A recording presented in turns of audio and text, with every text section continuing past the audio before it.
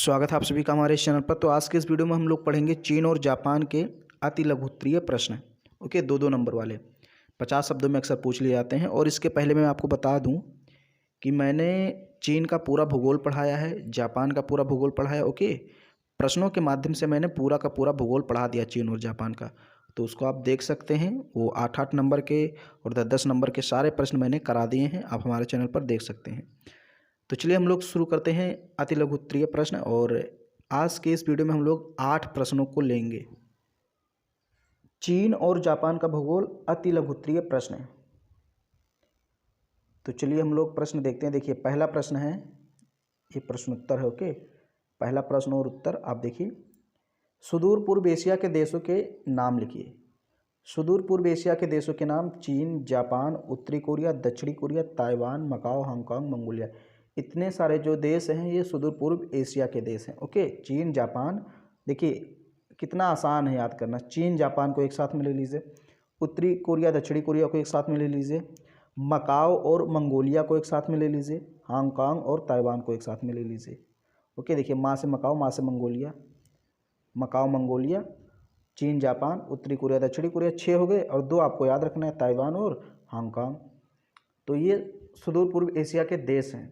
अब जरूरी नहीं कि वो 50 शब्दों में कह रहा है तो एकदम एग्जैक्ट 50 शब्दों में ही लिखिए। आप 50 से 60 कर सकते हैं, 70 कर सकते हैं। ओके, 80 भी कर देंगे तो आपका नंबर कटेगा नहीं। लेकिन ये नहीं कि आप 200 शब्दों में कर दें, नंबर तो फिर भी नहीं कटेगा, लेकिन आपका टाइम तो चला जाएगा।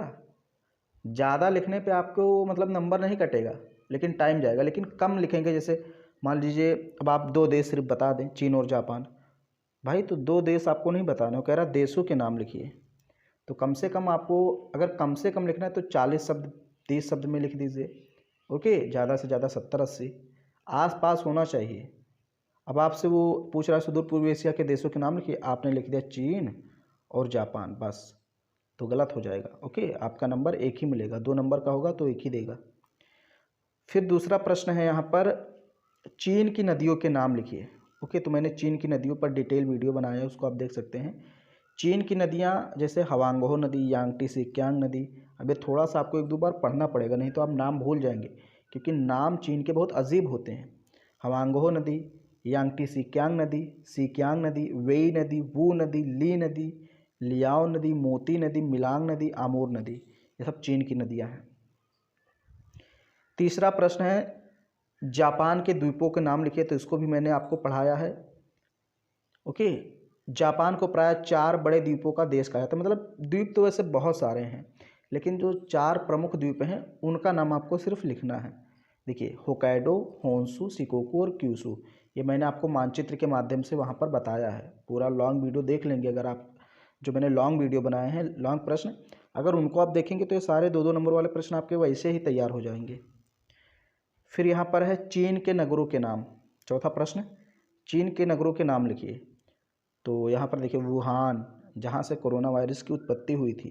ओके, आपको पता होगा Wuhan, Nanking, Canton, Shenyang, Xining, Lanzhou, गाइपेंग, Hopeh, Hupeh, Changsha, Guiyang, Chengdu, कुचाऊ, ये सब चीन के नगरों के नाम हैं। ओके, अगला प्रश्न है, जापान के नगरों के नाम लिखिए। तो जापान के नगरों के नाम आपने सुना भी होगा, जैसे हिरोशिमा, नागासाकी, जहाँ पर अमेरिका ने परमाणु बम गिराया था द्वितीय विश्व युद्ध के दौरान, तो ये तो नाम आपको पता है। फिर Yokohama, Osaka, Nagoya, Kobe, Fukuoka, सपोरो, Kyoto, Tokyo. तो इसमें 3 नाम जो है वो आपने सुना होगा, हिरोशिमा, नागासाकी और टोक्यो। बाकी आपको 2-3 नाम और याद करना है, जैसे ओसाका, नगोया।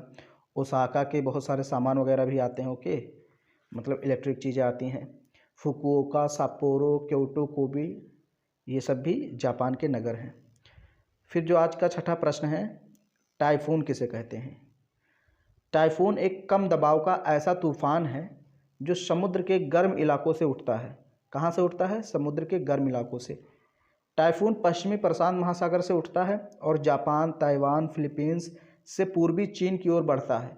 एशिया में इस तूफान के आने का समय जून से नवंबर के बीच में होता है। एशिया में तूफान कब प्रवेश करता है? जून से नवंबर के बीच में। लेकिन अगस्त सितंबर में इसका सबसे ज़्यादा खतरा बना रहता है। अगस्त सितंबर में सबसे ज़्यादा इसका खतरा बना रहता है। इसके आगे बढ़ने की रफ्तार गति कम से कम 63 किलोमीटर प्रति घंटा और अधिक से अधिक 360 किलोमीटर प्रति घंटा तक हो सकती है। मतलब कम से कम अगर इस गति रहेगी तो 63 किलोमीटर प्रति घंटा, और अगर अधिकतम गति हो गई तो 360 किलोमीटर प्रति घंटा इसकी रफ्तार हो सकती है। 7वां प्रश्न है, जापान भूकंप का देश है, वर्णन कीजिए। ऐसा पूछ लेता है भाई, जापान भूकंपों का देश है, थोड़ा सा इसके बारे में लिखिए। 2 नंबर में कई बार क्वेश्चन पूछा गया है, तो आपको लिखना है भूकंप के लिहाज से जापान बेहद संवेदनशील देश है। इसका कारण यहाँ मिलने वाली धरती की सबसे आसान टेक्टोनिक प्लेट्स है। यह प्लेट फिलीपींस, देखिए ये प्लेट, यहाँ पर प्लेट मतलब अलग लिखना चाहिए था, उसमें मिल गया, तो आपको मैं जो बोल रहा हूँ वो लिखना है। यह प्लेट फिलीपींस और अमेरिकी प्लेट के नीचे आ रही है, जिसके कारण जापान में हर साल छोटे बड़े भूकंप आते हैं। यहाँ पर जो प्लेट है, 1 मिनट, यहाँ कुछ मुझे गड़बड़ लग रहा है। देखिए ये प्रश्न आप थोड़ा सा सही कर लीजिएगा, देख लीजिएगा।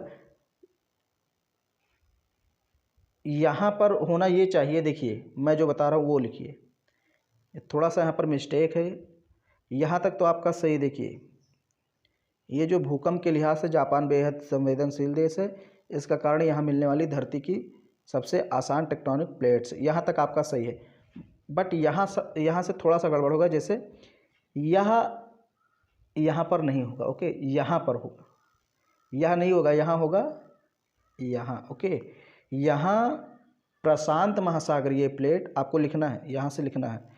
देखिए यहाँ प्रशांत महासागरीय प्लेट फिलीपींस और अमेरिकी प्लेट के नीचे आ रही है। क्या लिखना है, यहाँ तक मैं बता रहा हूँ। देखिए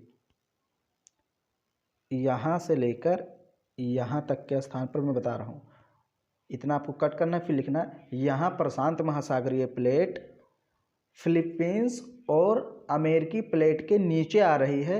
इसी कारण जापान में हर साल छोटे बड़े भूकंप आते रहते हैं। तो यहाँ थोड़ा सा मिस्टेक हो गया था, मैं एक बार फिर से बता देता हूँ। ये जो मैंने कट किया, यहाँ पर आपको क्या लिखना है, यहाँ प्रशांत महासागरीय प्लेट फिलीपींस और अमेरिकी प्लेट के नीचे आ रही है, जिस कारण कंपन होता है और हर साल जापान में छोटे बड़े भूकंप आते रहते हैं। फिर यहाँ देखिए 8 ही प्रश्न करना है, मैंने आपको बोला था, तो आगे के जो प्रश्न हैं वो हम दूसरे पार्ट में करेंगे। देखिए जापान की प्रमुख फसलों के नाम लिखिए। धान और गेहूँ जापान की सर्व प्रमुख फसलें हैं। इसके अलावा फल, नारंगी, सेब, सब्जियां, चाय, चुकंदर और फूल भी यहाँ के प्रमुख फसल हैं। तो ये 8 प्रश्न मैंने कराए। जो 7वां प्रश्न था थोड़ा सा यहाँ पर मिस्टेक हो गया था, उसको भी मैंने बता दिया, आप लिख सकते हैं। ओके, बार बार वीडियो को देखेंगे तो याद हो जाएगा। तो 8 प्रश्न मैंने लिए। इसके बाद ये देखिए 9 नंबर प्रश्न से हम लोग को आगे करना है।